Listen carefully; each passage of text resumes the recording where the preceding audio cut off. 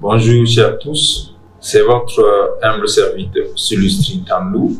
Nous allons poursuivre notre module de formation intitulé Fondements du commerce international sur sa deuxième partie.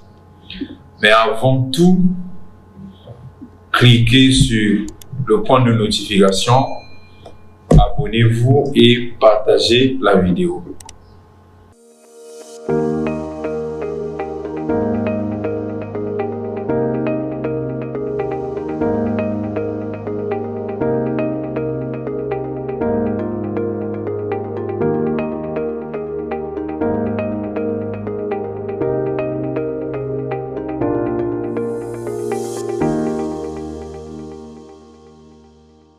Notre deuxième partie est intitulée Place du commerce international dans le processus de mondialisation, exportation comme moteur de la croissance économique et la balance de paiement. Au Grand A, nous portons nos échanges sur la place du commerce international dans le processus de mondialisation. Le commerce international dans le processus de mondialisation occupe une place essentielle, notamment dans la réalisation des transactions courantes entre les différentes composantes de la balance des paiements qui est un instrument de mesure du commerce international. Et les exportations permettent à évaluer le niveau d'insertion d'un État avec son environnement extérieur qui est constitué des différents marchés étrangers. Et cela ne peut se réaliser à l'aide du compte de transactions courantes que nous pouvons aussi appeler la balance des transactions courantes qui mesure les variations entre les exportations et les importations réalisées. Ce qui va permettre donc d'apporter une assistance sur la comptabilité nationale en fournissant des statistiques qui peuvent faciliter l'élaboration des agrégats nationaux. Un agrégat est une grandeur macroéconomique qui permet d'assurer l'évaluation ici des échanges, l'évaluation du niveau économique à travers le produit intérieur brut et le revenu national. Au grand B, nous parlons des exportations comme croissance économique, comme moteur de croissance économique. Il s'agit de rappeler ce que c'est une exportation. Parler de l'exportation, c'est parler de l'activité par laquelle un État réalise la vente des biens ou des services, voire des capitaux avec l'extérieur. Les exportations sont le moteur de croissance économique pour multiples raisons. Ce sont des solutions qui permettent premièrement d'assurer l'écoulement des biens sur le marché international ou l'écoulement des suppléments de production qu'un État a réalisé sur son marché national afin de s'étendre sur le marché extérieur. Les exportations permettent d'améliorer le PIB sur une période donnée en tenant compte du volume des échanges. Les exportations constituent une valeur ajoutée pour une économie. Autrement dit, lorsque le volume des exportations est plus important, il permet à un État de créer de la richesse, de créer le profit qui permet par la suite de payer les salaires, de financer des projets et d'améliorer l'économie nationale.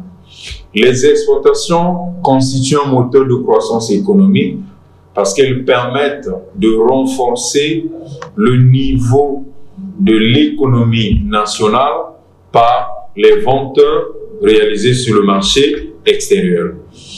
Les exportations constituent un moteur de croissance économique Pourquoi? Parce qu'elle favorise et contribue à la croissance de l'économie à travers les recettes réalisées sur le marché international. Et pour réaliser les échanges commerciaux internationaux, un État assure les importations et les exportations. Mais les échanges réalisés sur le marché international nécessitent d'être évalués. Raison pour laquelle nous nous intéressons sur la balance commerciale, qui est la variation entre les exportations et les importations réalisées sur une période donnée. Et cette balance commerciale permet de connaître le niveau des échanges réalisés ou assurés par un État à travers une entreprise publique ou par une entreprise privée vers l'extérieur. Et cela permet donc de partir d'une relation mathématique, balance commerciale ou la balance des transactions courantes, est égale aux exportations moins les importations. Et comme nous l'avons dit, que la balance commerciale permet d'apprécier la capacité d'un État à pouvoir accaparer les parts de marché, il essaie donc d'analyser les résultats de la balance commerciale en partant de ses caractéristiques. Lorsque la balance commerciale est inférieure à 0, nous disons simplement qu'elle est déficitaire. Pourquoi elle est déficitaire? Cela signifie qu'un État a plus dépensé en important et a moins encaissé en exportation, où le volume des importations réalisées à une période donnée est plus faible qu'au volume des exportations données. Si la balance commerciale est égale à 0, elle est dite équilibrée. Et dans le sens économique, ça signifie quoi? Ça signifie qu'en important comme en exportant, l'État n'a ni perdu ni gagné. Le volume des importations correspond au volume des exportations. En termes financiers, en termes monétaires, donc l'État n'a ni perdu et n'a ni gagné. Lorsque la balance commerciale est supérieure à 0, elle est dite excédentaire. Et cela signifie que le volume des exportations est plus important que le volume des importations.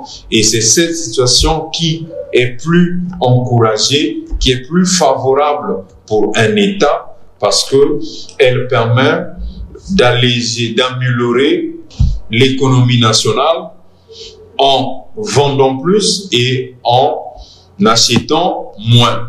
Et cette balance commerciale, lorsqu'elle est supérieure à 0, elle redynamise l'économie nationale, elle permet à un État de pouvoir créer des emplois, elle permet à un État de pouvoir investir et d'être en mesure de faire face aux autres problèmes financiers ou d'investissement. Voilà, chers cadres, nous sommes arrivés au terme de notre deuxième module sur sa seconde partie. J'espère que vous allez apprécier. Nous continuons à vous éclairer sur ces différents aspects, mais n'oubliez pas de nous laisser vos commentaires, vos suggestions. Abonnez-vous, partagez la vidéo. Merci.